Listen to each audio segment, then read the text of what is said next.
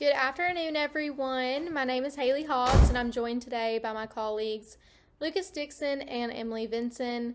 We are SRNAs at Arkansas State University, and we're excited to share our DNP project with you today. Our presentation covers perioperative anesthesia considerations for patients with a recent stellate ganglion block, a topic that is becoming increasingly relevant in our ORs. We will keep things to about 20 minutes and we'll check in with a short assessment on both ends. Let's get started. Before we dive into the clinical content, I want to share the question that drove this entire project. Our PICO question asks, in anesthesia providers, CRNAs and SRNAs, does participation in a structured educational program focused on peri-op considerations for patients with a recent stellate ganglion block enhance knowledge, self-confidence, and readiness to integrate best practices as evidenced by pre- and post-assessment results? This is the why behind everything you are about to hear. We identified a real knowledge gap in practice, and this educational session is our response to that gap. Before we get into the content, we are going to take just a few minutes to complete a short pre-assessment. Please go ahead and pull up the assessment now via the QR code. Do not stress if you don't know the answers yet. Every question will be covered during today's session. Think of it as a baseline snapshot of your current knowledge. We will revisit the same questions at the end, and we expect that you will feel a lot more confident by then. Take your time and move on to the rest of this PowerPoint and video whenever you're done. To understand why this project matters, we first need to briefly explain what a stellate ganglion block actually is. The stellate ganglion is a collection of sympathetic nerve cell bodies located in the neck at the level of C7 to T1 vertebrae. When a local anesthetic is injected into this region, it produces a sympathetic blockade, essentially interrupting the fight or flight signaling on the side of the block. This is what we call a stellate ganglion block. Historically, stellate ganglion block was used primarily for conditions like complex regional pain syndrome and vascular insufficiency. But over the last several years, its clinical application has expanded dramatically. Providers are now using it to treat PTSD, anxiety, long COVID symptoms, and chronic pain populations that are large, growing, and walking into our operating rooms every day. This is no longer a niche intervention. It is becoming a mainstream treatment modality, and that means anesthesia providers are increasingly encountering post-stellate ganglion block patients, whether they're prepared for it or not. And that is exactly where the problem begins. Because stellate ganglion block produces a sympathetic blockade, it has direct and meaningful peri-op implications. It changes how our patients respond to induction agents, how they regulate heart rate and blood pressure under anesthesia, how vasopressors behave, and how their airway may present. A provider who does not know their patient recently received a stellate ganglion block, or who does not understand what that means clinically, is working with an incomplete picture at a moment when complete information is critical. When we began reviewing the literature, we found that while there is solid evidence describing stellate ganglion block's mechanism and expanding use, very little of it translates that physiology into concrete, actionable guidance for CRNAs and SRNAs. Kersner, Lynch, Melnick, and Feinout-Olderhout all document the rapid growth of stellate ganglion block utilization, but the anesthesia-specific educational content has simply not kept pace.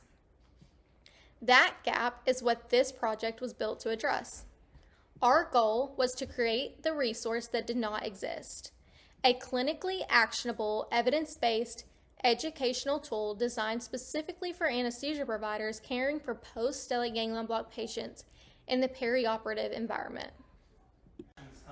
Now let's get a little more specific about the anatomy, because understanding exactly where this structure lives helps explain why the block has such wide-reaching effects.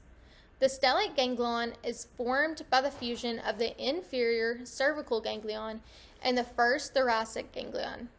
It sits at approximately the C7 level, medial to the carotid artery, deep to the prevertebral fascia, and superficial to the longus colli muscle. As you can see illustrated on the right, that anatomical position is important because it explains both how the block is performed and why precision matters so much. The procedure is done under ultrasound guidance with local anesthetic injected adjacent to, not into, the ganglion itself. What makes this location so clinically significant is the territory it controls. When the sympathetic outflow through the stellate ganglion is interrupted, the effects are felt across the head, neck, upper extremity, and thorax, all on the ipsilateral side. This is not a localized block. The reach of that sympathetic interruption is broad, and as we will discuss on the next slides, that breadth is exactly what creates peri-op considerations we as anesthesia providers need to anticipate. It is also worth noting that the duration of effect is variable, ranging from hours to days depending on the local anesthetic agent used. That means a patient presenting for surgery could still be under the influence of a stellate ganglion block they received days earlier, which has direct implications for how we assess and manage them preoperatively. I will now hand it over to Lucas. Thanks, Haley. My name is Lucas Dixon, and now that we understand what a stellate ganglion block is, let's talk about who is actually receiving this procedure. PTSD is the most rapidly growing indication, with military and veteran populations especially are the ones receiving stellate ganglion blocks with increasing frequency. But we also see it used for complex regional pain syndrome, refractory ventricular arrhythmias, hyperhidrosis, Raynaud's phenomenon, autonomic dysfunction, and long COVID-related symptoms. The bottom line is these patients are coming to our ORs right now. This is not hypothetical, and we must prepare to recognize them and adjust our anesthetic plan accordingly. On this slide, we will discuss the cardiovascular effects of stellate ganglion blocks. This is one of the most clinically important slides in our entire presentation. These cardiovascular changes are expected, and that distinction matters enormously. Stellate ganglion blocks block the cardiac accelerator fibers, so we anticipate a reduction in catecholamine release, a decrease in heart rate, and a decrease in blood pressure. The compensatory tachycardia response is blunted, and the hypertensive response to laryngoscopy is attenuated, which can be actually beneficial. We also see altered heart rate variability and modulation of arrhythmogenic electrical activity. Stellate ganglion blocks may also reduce intraoperative propofol and opioid requirements. All of these are expected physiological responses and not emergencies. Knowing this prevents us from overtreating normal findings. Building on that, we will now look at airway and neurological effects of stellate ganglion blocks. Recurrent laryngeal nerve involvement can cause hoarseness, voice changes, and possible dysphagia. I want to be very clear though, hoarseness and nasal congestion are not emergencies. These are expected effects of the block. Do not mistake them for complications requiring intervention. However though, phrenic nerve involvement is critical for airway planning. It reduces ipsilateral respiratory reserve, so we must be very cautious about adding any additional ipsilateral regional anesthesia. Horner syndrome is a common finding with this block, including ptosis, meiosis, and hydrosis, are all expected and normal findings following a stellate ganglion block. Do not treat it as a pathological complication. The key message here is to know what is expected so you do not respond inappropriately. I will now move on to the clinical management piece. Now we will discuss the perioperative and preoperative management of a patient with a stellate ganglion block. Now that we understand the physiology, let's talk about what we actually do in practice, starting in the preoperative phase. When you encounter a patient with a recent stellate ganglion block, you should ask these questions, like which side was the block on, how long has it been since you had the block, and what was the indication for the block. You want to document some information like the patient's baseline pupils, heart rate, and blood pressure. These can look very different from a standard patient. It's also important to assess voice quality before induction. Is the hoarseness already present from the block? You also want to check a baseline oxygen level, factor in phrenic nerve involvement when planning for your airway, It's also critical to avoid any ipsilateral regional blocks when clinically feasible, and make sure that the entire OR team knows this patient has had a stellate ganglion block in the past. Communication is key. I will now hand it over to Emily for the intraoperative and postoperative management. Thank you, Lucas and Haley. My name is Emily Vinson, and now we are going to talk through what happens once we are in the room with these patients and the perioperative anesthesia management for them. So first off, you do want to expect hypotension in these patients and have your phenylephrine and ephedrine drawn up and ready at induction.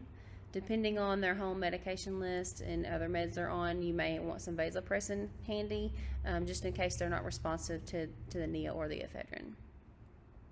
You want to titrate your anesthetic agents carefully because the reduced requirements are expected in these patients as well. We want to be sure to not overtreat expected hypotension with large fluid boluses in this population of patients.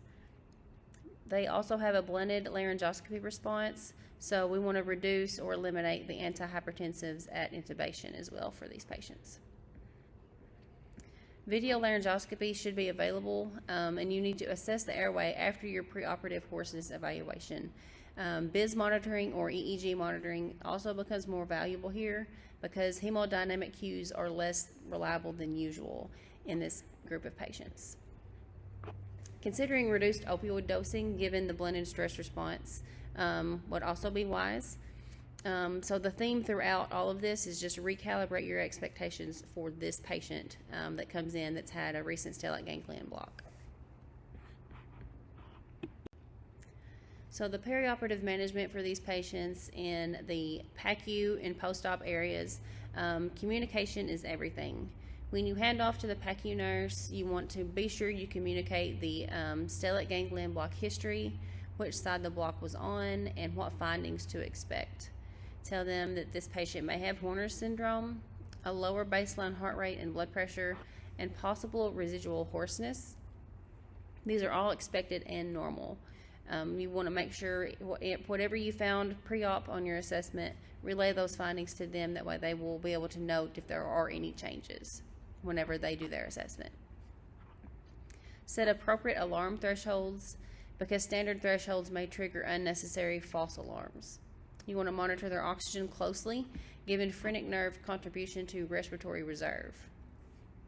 Reassure the patient about these expected transient symptoms and know your red flags. So you want to be looking for stridor, bilateral Horner's syndrome, and expanding hematoma or any hemodynamic instability beyond those expected stellate ganglion block effects. Any of these other symptoms require immediate evaluation and are not normal findings. So we just want to make sure that PACU understands what to look for and who to notify, and make sure they are aware of the pre-op assessment that you performed. Okay, so now we're going to look at the key takeaways from this presentation and kind of bring it all together. If you remember nothing else from today, remember these key points on this slide. So a stellate ganglion block blocks the sympathetic nervous system, so you should expect blunted autonomic responses in these patients. And then Horner's syndrome, remember it's an expected finding. It is not considered a complication. So they will have ptosis, meiosis, and anhidrosis on the side that the block was on. It's not a complication. You should anticipate hypotension and bradycardia, and as I mentioned, have your vasopressors ready at induction. Hoarseness and voice changes are expected in this population of patients. You just want to make sure you assess the airway before induction, but do not panic. You want to avoid ipsilateral regional anesthesia blocks when possible. You always want to communicate the stellate ganglion block history, which side that it was on, and the expected effects to your entire care team. Providers who complete this education will be better equipped to recognize expected findings, avoid unnecessary interventions, and make safer anesthetic decisions for this growing patient population. So these are the key takeaways for this presentation. And if you take anything away from today, make sure it is the information on this slide.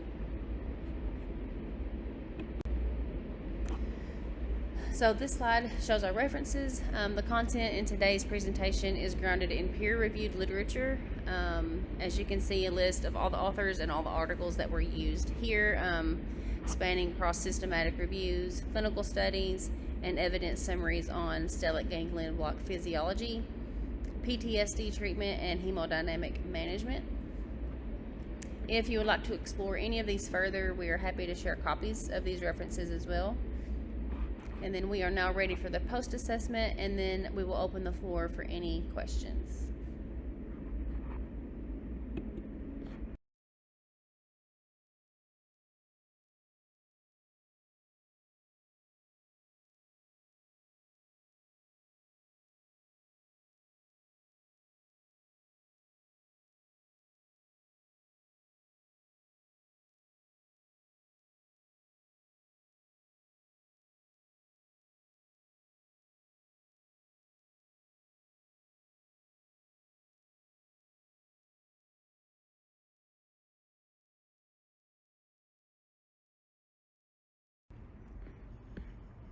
Okay, and that brings us to the end of our presentation.